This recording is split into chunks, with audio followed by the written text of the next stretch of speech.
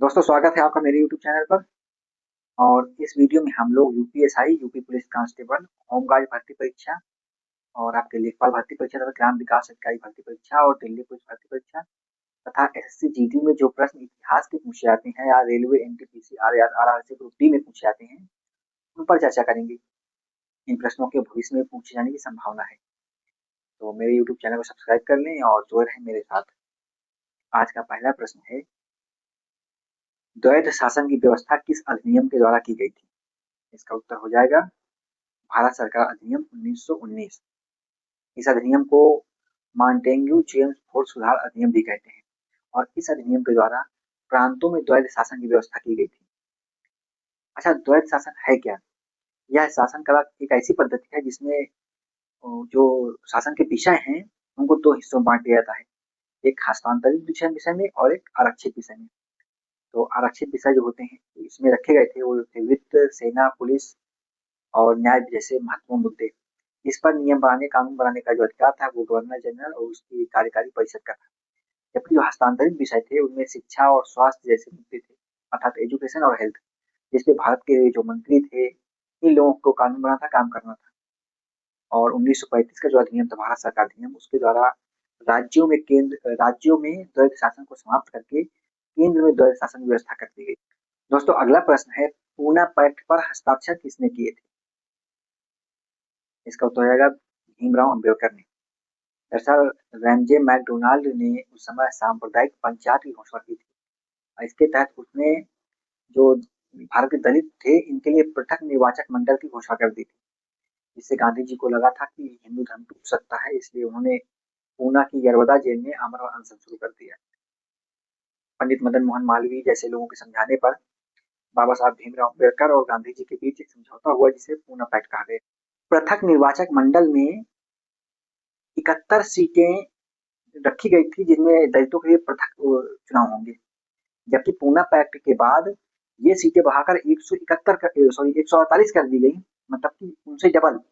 लेकिन ये सीटें आरक्षित की गई थी, इनमें सभी लोग वोट देंगे, और पृथक निर्वाचक मंडल जो था उसको समाप्त कर दिया गया।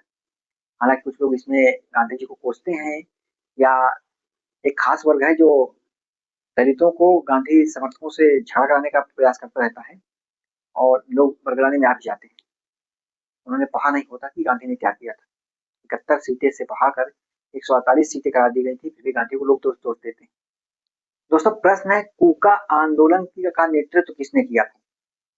इसका उत्तर होगा भगत जवाहर मल ने। दरअसल वास्तव में जो कूका आंदोलन था यह सिख धर्म में सुधार के लिए था, ताकि सिख धर्म मूल धर्म पे आ जाए, स्वच्छ धर्म बन जाए। लेकिन बाद में यह राजनैतिक हो गया और इसका मकसद विदेशी शक्ति को देश से बाहर निकालना हो गया। यह आंदोलन 1840 में हुआ।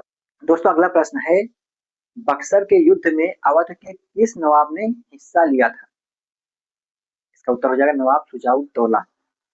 बक्सर का जो युद्ध है वह 22 अक्टूबर 1764 को हुआ था। इसमें अंग्रेजों के साथ 3 भारतीय शक्तियों का सामना हुआ था। इसमें अवध के नवाब शुजाउद्दौला, बंगाल का अपदस्थ नवाब मीर कासिम और मुगल बादशाह जो थे वो थे शाह आलम द्वितीय। इसमें अंग्रेजी सेना का नेतृत्व हेक्टर मुनरो ने किया था और वो विजय हुए थे, भारतीय शक्तियां पराजित हुई थी। इसके बाद इलाहाबाद की संधि हुई थी। दोस्तों प्रश्न है, धन का निष्कासन सिद्धांत किसने दिया था? उत्तर हो जाएगा दादा भाई नौरोजी। दादा भाई नौरोजी को grand old man of India कहते हैं और इन्होंने अपनी पुस्तक। दोस्तों प्रश्न है, बाबर के हमले के समय विजयनगर साम्राज्य का शासक कौन था? इसका उत्तर हो जाएगा कृष्णदेव राय। बाबर ने अपनी आत्मकथा तुझ बाबरी में लिखा है कि भारत का सबसे शक्तिशाली राजा कृष्णदेव राय है, और वो वास्तव में विजयनगर साम्राज्य का सबसे शक्तिशाली शासक था। उसके दरबार में तेलुगु भाषा के 8 कवि थे जिन्हें अष्टदिग्गज कहते थे, और इन अष्टदिग्गजों में पितन्ना सबसे प्रमुख थे, और कृष्णदेव राय खुद एक साहित्यकार थे। अगला प्रश्न है, पादशाह की पदवी धारण करने वाला पहला मुगल बादशाह कौन था? इसका उत्तर हो जाएगा बाबर। बाबर ने काबुल विजय के बाद 1507 में अपनी पारंपरिक उपाधि का त्याग कर दिया था मिर्जा का, और फिर बादशाह की उपाधि धारण कर ली थी, और यहीं से उसने खलीफा के वर्चस्व को नकार दिया था, अर्थात राजनीति के मामले में खलीफा का कोई हस्तक्षेप मुगलों ने स्वीकार नहीं किया। दिल्ली सल्तनत के सुल्तानों और मुगल बादशाहों में यही अंतर था कि मुगल बादशाहों ने खलीफा की स्वीकृत या खलीफा का हस्तक्षेप स्वीकार नहीं किया, जबकि दिल्ली सल्तनत के लोग खलीफा के अधीन रहकर काम करते थे। अगला प्रश्न है, शैव मत पाशुपत के प्रतिपादक कौन थे? और इसका उत्तर हो जाएगा लकुलीस।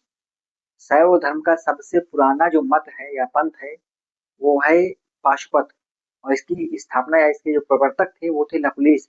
लकुलीस को भगवान शिव के 18 अवतारों में से एक माना जाता है। और जो पाशुपत संप्रदाय को मानने वाले हैं उन्हें पंचार्थिक कहा जाता है। प्रश्न है, किस शासक के समय में बौद्ध धर्म की तृतीय संगीत हुई थी? उत्तर हो जाएगा मौर्य शासक अशोक। मौर्य शासक अशोक के समय में तृतीय बौद्ध संगीत पाटलिपुत्र के अशोक विहार में हुई थी। और इस समय इसी संगीत में जो तीसरा त्रिपिटक का जो तीसरा ग्रंथ है अभिधम्म, उसे लिखा गया था और इसकी अध्यक्षता मोगलिपुत्र तिस्स ने की थी। अगला प्रश्न है, अशोक ने लुम्बिनी में राजस्व की दर कितनी निर्धारित की थी? इसका उत्तर है 1/8%। दरअसल जब इसका राज्याभिषेक हुआ अशोक का तो उसके 20वें वर्ष यह लुम्बिनी गया था, क्योंकि तो लुम्बिनी भगवान महात्मा बुद्ध की जन्मस्थली थी। तो वहां जाकर इन्होंने टैक्स कम किया था और एक टैक्स माफ किया था।